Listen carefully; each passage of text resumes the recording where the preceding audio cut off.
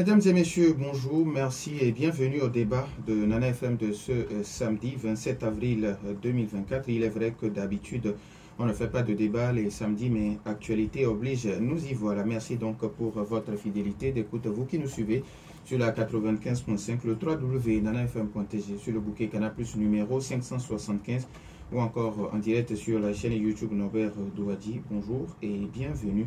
Je suis Norbert Douadji et Starteco assure la mise en onde.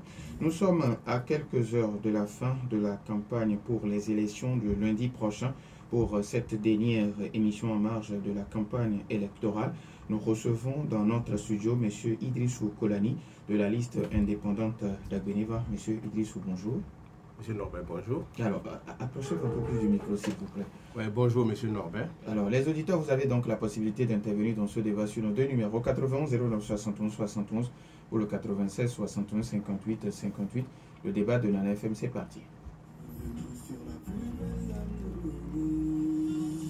Une fois encore, merci pour votre fidélité d'écoute à Nana FM. Alors, monsieur Idrissou, vous le savez bien comme moi que ce 27 avril, c'est le 64e anniversaire de la cession du Togo à la souveraineté internationale. Vous, en tant que candidat de la liste indépendante d'Agbeneva, quel est votre message à l'endroit des Togolais pour cette journée plus que importante? Merci, mon frère Norbert. Ce 27 avril marque encore un nouveau point de départ pour nous, autres Togolais. Nous disons que ça marque aussi la fin de la campagne ouverte depuis le 13 avril. Nous demandons à la population de faire la fête, de rester calme, de se respecter les uns les autres et de ne pas aller à l'extrême. Pour le moment, c'est tout ce que nous pouvons dire à la masse. Alors, vous voulez bien nous présenter un peu votre liste d'Agbeneva? Oui, la liste d'Agbeneva est composée de 8 titulaires et de 8 suppléants, dont notre tête de liste est M. Siapou, qui est dans le groupe 7, suivi de Mme Anita, qui est du numéro 2 du groupe 4, et je le suis au numéro 3, toujours dans la liste d'Agbeneva. Parce que on va s'arrêter là. Alors, pourquoi avoir choisi le nom d'Agbeneva? Oui, le nom d'Agbeneva, comme vous l'entendez très bien, quand tu veux le bonheur pour toi, il faut se faire le bonheur. Une fois que vous rentrez, toute prière finit par Agbeneva. Et quand on dit Agbeneva, vous répondez par Elache. Nous voulons le bonheur pour nous tous. C'est la raison pour laquelle nous avons choisi ce nom, qui est comme un cri de combat. D'Agbeneva, vous répondez Elache. D'Agbeneva, vous répondez Elache. Quand je dis D'Agbeneva une fois, vous répondez Elache, Elache, Elache. Ça veut dire que vous faites votre bonheur. Alors, maintenant, quelles sont les motivations de votre candidature pour les prochaines échéances électorales? Nous disons que l'affaire de cité nous appartient tous. Et que il n'est pas du reste à être d'un côté et puis toujours critiquer ce qui se fait. Il faut y aller, poser des actes et regarder en face les dirigeants pour leur dire ce que vous pensez, ce que vous faites de la vérité. C'est ça qui nous a motivés surtout. Alors maintenant, depuis plus de 2 semaines, vous étiez sur le terrain et vous tentiez, comme tous les candidats d'ailleurs, de convaincre les électeurs à porter leur voix sur leur liste. Comment est-ce que vous avez apprécié cette campagne de 2 semaines qui est en train de finir? Oui, nous disons que la bataille n'a pas été facile, surtout que par rapport aux moyens existants des uns des autres, surtout pour nous les indépendants. Vous n'êtes pas sans savoir que la loi qui régit les élections quand même donne les autorisations à l'État d'accompagner. Et si nous vous disons ce que nous avons reçu comme accompagnement, vous risquez de verser les larmes. Donc je ne veux pas vous faire verser les larmes ici. Et en plus, à quel moment ça arrive, ça c'est un autre problème. La bataille est rude parce que les gens d'en face, ils ont tout un moyen. tout est moyen comment dire, mis sur tous les plans. Mais nous faisons la bataille. C'est David contre Goliath, mais nous espérons que nous gagnerons cette bataille. Alors, qu'est-ce que vous avez présenté comme programme au Togolais? En réalité, nous ne sommes pas un parti politique, nous sommes un mouvement, Tagbénéva bien sûr, et tout mouvement n'est pas porté directement à aller à l'exécutif. En réalité, c'est les exécutifs qui doivent présenter un programme pour que les gens puissent les voter. Nous demandons à la masse de faire confiance en nous parce que c'est à l'hémicycle que nous allons obliger ceux qui présentent des programmes à respecter ce programme. Voilà. Donc, vous n'avez pas de... Maintenant, quand vous allez, qu'est-ce que vous dites aux Togolais? Voilà. C'est maintenant que je vais vous répondre concrètement par rapport à ça, parce que la première question, ce n'est pas ça. Maintenant, quand nous nous approchons, nous disons que nous allons à l'hémicycle d'abord pour faire respecter les lois, pour faire voter les lois. Et nous, dans nos agendas, on a quand même au moins 2 ou 3 panoplies de lois que nous voulons à tout pour que ça puisse passer. D'abord, nous allons parler des jeunes. Vous savez, dans ce pays, il y a beaucoup de jeunes diplômés qui sont à la traîne. Notre souci, c'est de voir dans quelle mesure l'État pourra les prendre en compte. En quoi faisant? Dans d'autres cieux, ça existe. Pourquoi ne pas créer une allocation chômage aux jeunes? À savoir que la personne est terminée concrètement avec des diplômes. On peut faire un fichier qu'on va suivre pour leur donner une allocation, pour leur permettre de se relancer. Nous allons parler aussi, c'est bien, ils ont commencé l'assurance maladie universelle. C'est bien beau, mais il reste encore à faire. Cette loi, nous voudrons bien qu'on la remette sur table, que ça soit encore modifié. Pourquoi? Quand vous regardez le monde des retraités, qui aussi vont toujours payer 5% de leur pension avant d'être admis à un hôpital pour se faire traiter, ça fait mal. De la même manière, celui qui est en fonction paie les 5% où ça va être complété par son administration. Le retraité aussi paie 5%. Nous pensons que l'État peut faire mieux. Si ce n'est pas de 0%, on peut diminuer jusqu'à peut-être 2%.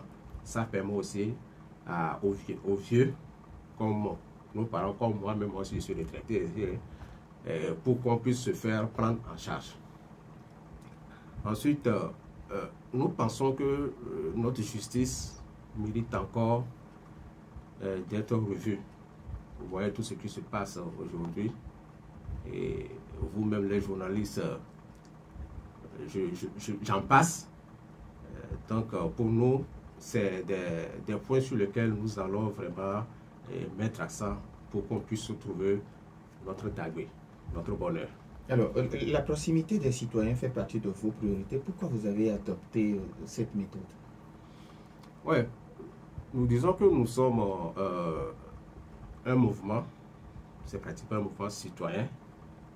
Et comme la démocratie se construit à la base, notre devoir, c'est d'abord d'éduquer la base, de les renseigner, pour qu'on puisse avoir un peuple épanoui à la base. Voilà pourquoi nous sommes un peu plus proches de la masse. Quand vous approchez les Togolais, vous leur présentez vos projets, quelles sont les réponses que vous recevez? Bon, c'est des réponses positives, parce qu'ils se disent que c'est maintenant que nous voyons que les gens se soucient d'eux, viennent à la base pour recueillir des informations sur lesquelles ils peuvent travailler et qui peuvent leur revenir très prochainement. Ils sont satisfaits de nous écouter, de nous recevoir.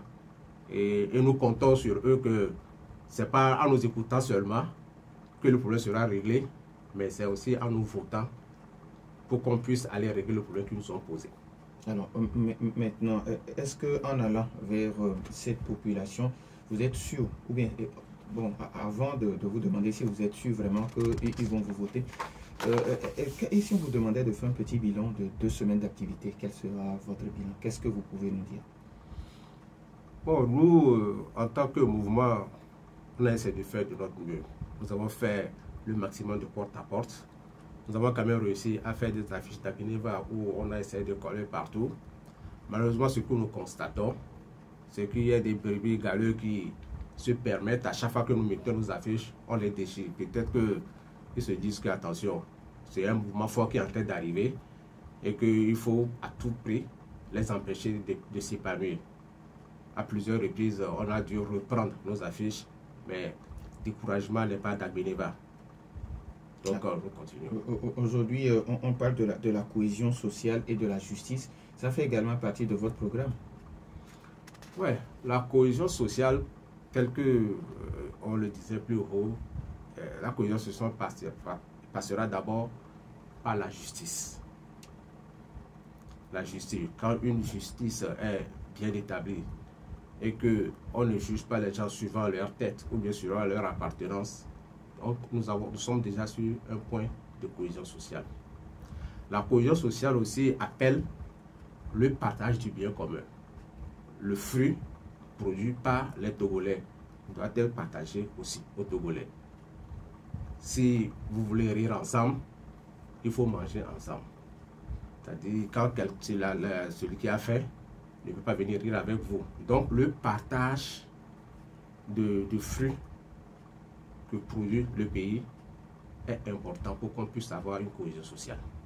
Alors, M. Idriss, avant de donner la possibilité à nos auditeurs sur nos deux numéros 91 09 71 71, selon nos enquêtes, beaucoup de Togolais n'ont pas une idée très claire du déroulement du double scrutin du lundi prochain. Quel travail de pédagogie vous faites à l'endroit des électeurs pour leur montrer la conduite à tenir pour voter correctement?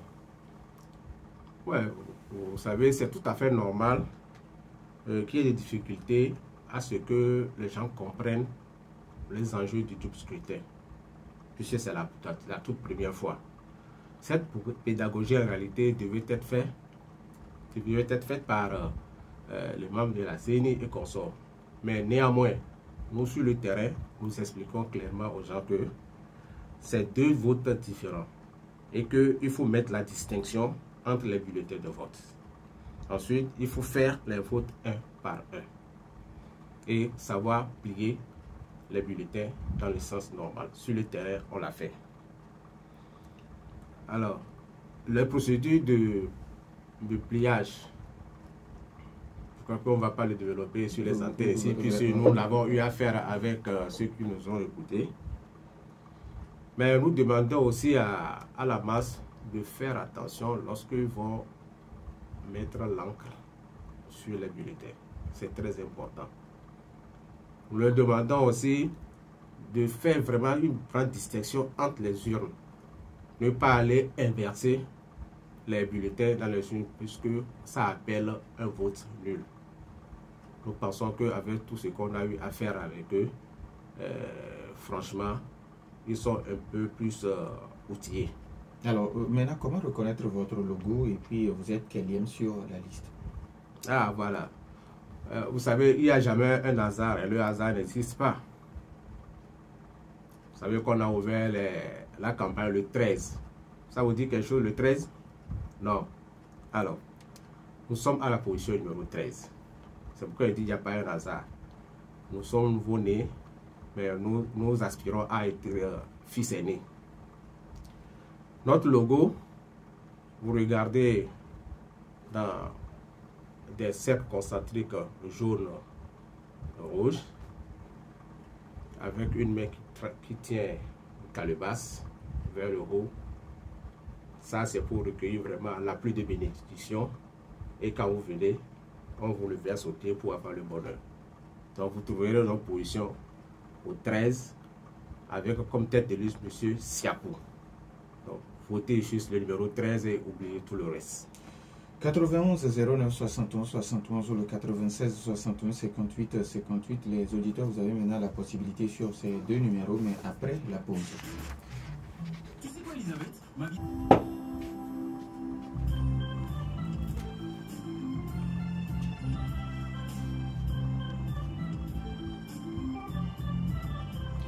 Retour dans le studio de Nana FM 91 09 71 71 ou le 96 61 58 58. Nous avons un premier auditeur en ligne. Nana FM, allô? Oui, bonjour. Astadido comme bonjour. Ça, c'est une surprise. Vraiment. Et Non, en une fait, très belle surprise. Actualité oblige. Merci beaucoup. Hmm. Bonjour à votre invité. Bonjour mon frère. J'ai une seule question. Oui, allez-y. Je voudrais dire que Dagbeniva a fait de très belles initiatives pour la paix et la concorde dans le pays. C'est ce que tous nous cherchons. Ces conseils qu'il a donnés pour que les gens aient de la tempérance, c'est ce que nous voulons. Et je voudrais demander à M. Idrissou, si c'est son nom, je ne sais pas. Oui, oui, oui. Ok. Si par chance, ce mouvement parvient au Parlement, de quel côté il va se positionner Dagbeniva? Parce que c'est un mouvement politique, ils ne sont pas un groupe. Et ma question, c'est pour que Dagbeniva, lui seul, ne pourra pas faire adopter des propositions ou donner des projets de loi. Donc, de quel côté, si par chance il parvenait au Parlement, vont-ils se positionner? Du côté du pouvoir ou bien du côté de l'opposition? Merci, bonne journée. Merci et bonne journée à vous aussi. 91 09 71 71 le 96 61 58 58. Alors vous avez suivi notre premier auditeur en attendant que d'autres auditeurs nous appellent. Alors il dit vous avez présenté une très belle initiative pour l'appel à la cohésion sociale. Et vous demandez si vous parvenez au Parlement, de quel côté seriez-vous, du côté de l'opposition, du côté du pouvoir, parce qu'il a bien expliqué que à vous seul, vous n'avez peut-être pas la capacité de faire voter des lois. Je remercie sincèrement notre ami qui cherche à savoir de quel côté nous allons nous positionner à l'hémicycle si nous avons la chance d'y aller. D'abord, nous voudrons dire que nous ne jouons pas sur la chance, nous jouons sur la conviction d'y aller. Ensuite, nous voudrions aussi lui dire que notre position serait la position la plus juste. Parce que une loi qu'on apporte à l'hémicycle et que nous trouvons que ça n'arrange pas la population, ça n'arrange pas le Togolais, nous allons s'y opposer. Si par extraordinaire, le pouvoir apporte une loi et qui apporte le consentement de tous, nous ne voyons pas pourquoi nous n'allons pas l'accompagner. Mais nous serons toujours vigilants par rapport à ce qui va être bien pour la population. Une fois que ce n'est pas bon, nous rejetons. Voilà notre position.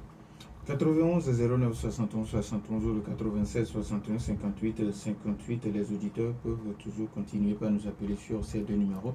Alors, la cohésion sociale, la paix, la lutte contre la corruption et puis l'équité, c'est ce que veulent la plupart des Togolais. Quelle place occupe cette thématique dans votre programme? La cohésion sociale, je pense que nous l'avons déjà développé. Oui, oui, la lutte contre la corruption. La lutte contre la corruption.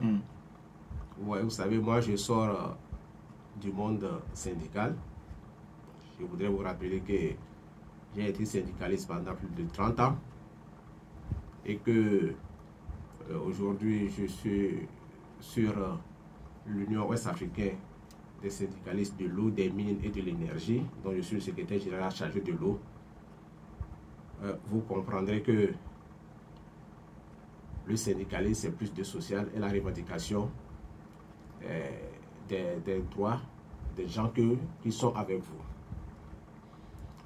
Cette cohésion sociale est sur le plan de la corruption. Nous disons que notre mouvement fera en sorte que, avec synergie des autres qui luttent contre ce fléau, nous ferons front pour que l'exécutif puisse changer de paradigme en vraiment mettant sur place des technique de répression de ceux qui font cet état de choses et qui tirent le Togo vers le bas. Alors, quelle place la jeunesse occupe aujourd'hui au niveau de votre mouvement d'Agbénéva? Aujourd'hui, c'est vrai qu'on n'a pas encore toute la force, mais nos adhérents sont plus des jeunes. Et quand vous voyez tout ce qu'on a eu à faire lors de la campagne, la plupart, ce sont des jeunes. Et ici, on ne pourra jamais faire des promesses à ces jeunes-là. Parce que ce n'est pas de notre devoir de créer des emplois, mais néanmoins, nous disons qu'à chaque fois que Dieu fasse quelque chose de positif, il va falloir se tourner vers ces jeunes-là. 91 09 71 71 ou le 96 61 58 58, les auditeurs peuvent nous appeler sur ces deux numéros. Alors aujourd'hui, on se demande, est-ce que vous faites comprendre à la population l'enjeu de ces élections de lundi prochain? Effectivement, l'enjeu est de taille. Parce que ce qui s'est passé ces 2 dernières semaines donne même du piment à l'enjeu. Aujourd'hui, il va falloir être nombreux à l'hémicycle pour parler à certaines choses dont je ne veux pas parler actuellement. C'est pourquoi nous disons aux gens d'aller massivement voter. Massivement voter et vraiment de porter le choix sur nous. Parce que nous sommes une émergence et nous ne comptons pas vraiment baisser les bras. Maintenant, quels sont les... Parce qu'on sait que la campagne finit aujourd'hui à minuit. Quelles sont les activités au programme dans le cadre de la campagne au niveau du mouvement d'Agbénéva? Ouais, déjà aujourd'hui, notre programme va s'articuler d'abord à une réunion de briefing avec tous les candidats tout à l'heure autour de 9h30. Et nous aurons à faire une caravane à travers les artères de Lomé, puisque nous sommes dans les 7 golfs, de golf 1 à golf 7. Nous précisons que nous ne sommes pas dans les autres agglomérations, nous sommes seulement dans golf 1 à golf 7. Et que nous allons finir par se retrouver forcément dans notre QG qui est vers Adido Gomé, Sagbado, où nous comptons quand même encore organiser un petit meeting pour clore. Alors aujourd'hui, il va falloir mettre vraiment les dernières énergies pour vraiment convaincre les voix indécises. Ouais, vous voyez déjà mon accoutrement. Ça veut dire que moi je suis déjà sur le pied de guerre et que nous comptons vraiment faire de la percée. Ça, nous en sommes sûrs. Mais vous n'avez pas seulement vos adhérents dans le Golfe. Maintenant, par rapport aux autres adhérents qui sont dans les autres circonscriptions électorales, est-ce que vous avez un message à l'endroit de ces adhérents? Oui, à ces adhérents, je vais attirer le point sur leur conscience. Il va falloir que chacun prenne vraiment conscience du vote qu'il va aller faire. C'est très important. Chacun n'a qu'à prendre conscience du vote qu'il ira faire. C'est tout ce que je peux dire à tous les autres adhérents. Alors, aujourd'hui, il y a un auditeur qui demande, aujourd'hui, l'incivisme a pris le pas sur le civisme dans notre pays. Et il demande, pas seulement dans le cadre de ces échéances électorales, qu'est-ce que votre mouvement fait à l'endroit des Togolais pour pallier ce problème? Oui, je disais tantôt que nous faisons de la formation à la base. Et nous n'attendons pas le clic ou le clac des gouvernements pour le faire. Nous organisons des formes de cercles d'études, c'est-à-dire des cercles où vous prenez 8 à 10 personnes, vous les expliquez le bien fondé de certaines choses. Faisons les thématiques juste pour les sachets plastiques. nous demandons aux gens de faire l'effort de minimiser l'utilisation de ces sachets plastiques et ensuite d'éviter de les jeter dans les égouts parce que c'est ça qui bouche les égouts et c'est ça qui fait déborder les rigoles et ça crée les inondations dans les maisons. Donc pour nous, c'est l'une des thématiques sur lesquelles nous travaillons. 91 09 71 71 ou le 96 61 58 58, les auditeurs ont toujours la possibilité de participer à ce débat sur nos deux numéros 91 09 71 71 ou le 96 61 58 58. Alors, avec vos projets de société, quel sera le message, surtout dans le cadre de cette dernière heure de campagne? Alors, nous disons que nous voulons accéder à ce poste à l'hémicycle parce que nous avons des objectifs bien fixés par rapport à la jeunesse et par rapport aussi à la pièce aux retraités ou aux personnes âgées. Du moins aussi, une partie est aussi dévolue aux femmes. Donc, nous avons reçu ce projet et nous demandons, nous prions encore une fois les électeurs de regarder le numéro 13 qui n'est pas un hasard tombé. Alors maintenant, quand vous avez rencontré les femmes, parce que nous savons que vous avez rencontré les femmes des marchés, quelles ont été leurs préoccupations surtout? Vous savez, le problème du marché existe toujours. Elle a toujours gongonné. À ce jour, jusqu'alors, rien n'est fait. Vous savez, le problème du marché brûlé. À côté de vous, ici, il y a le marché de Agoyesi aussi qui a brûlé.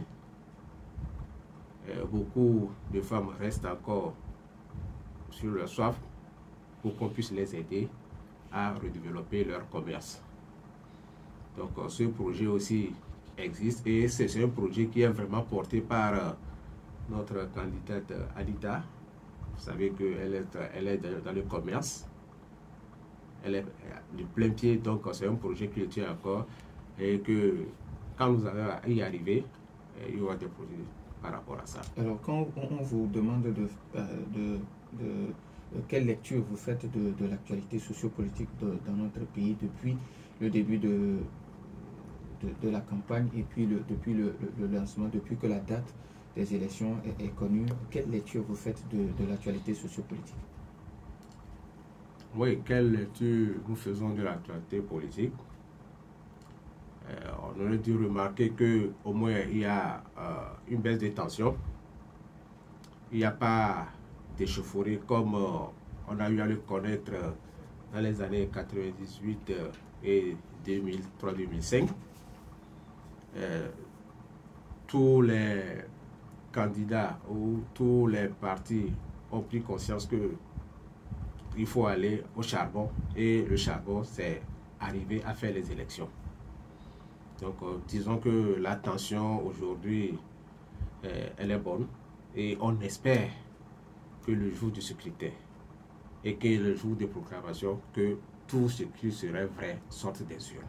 C'est l'essentiel. Alors, aujourd'hui, est-ce que vous avez vos observateurs ou bien vos délégués qui seront dans les urnes afin que vous ne contestez pas les résultats qui seront donnés? Oui. Nous sommes à pied d'eux pour avoir les accréditations pour les uns et les autres. Mais nous faisons aussi confiance à tout le reste. Parce que vous n'êtes pas sans savoir que notre liste à Lomé, ça fait 28 personnes. Et on se demande comment, dans une salle, on va mettre 28 personnes. Mais je pense que les gens sont assez intelligents pour voir comment faire de sorte que les votes soient sécurisés.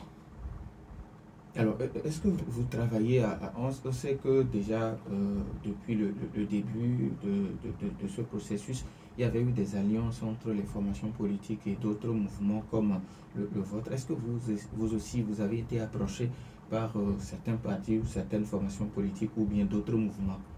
Non, à ce jour, nous sommes en solo, mais rien n'empêche que des mouvements qui ont les mêmes visions que nous, qu'on puisse faire alliance avec eux et puis avancer. Quel sera votre message à l'endroit des Togolais? Togolais, viens bâtissons la cité. Et pour bâtir cette cité, il faut voter Dagbeniva. Dagbeniva au numéro 13, dont le porte-flambeau est M. Siakou. Merci à vous. Et si vous avez un message en guise de mot de fin? En guise de mot de fin, je demanderai à tout un chacun de nous de garder toujours patience et d'aller voter sans heure. Et qu'au soir du 29, que le meilleur gagne et que les résultats proclamés soient vrais. Alors, est-ce que vous apprenez ceux qui vont vous représenter dans les centres, dans les bureaux de vote, vous les apprenez comment surveiller les choses, être calme quand il y a un souci, comme vous l'avez dit, à ne pas céder tout de suite à la violence? Effectivement, nous, dans notre mouvement, la violence est proscrite. Puisqu'il y a les forces de l'ordre qui sont sur place, quand il y a des quiproquos, il va falloir que notre délégué puisse saisir d'abord le président et que le président puisse saisir les forces de l'ordre pour que ça soit réglé dans le calme. Nous évitons au maximum qu'il y ait violence parce que c'est dans la violence que tout peut y arriver.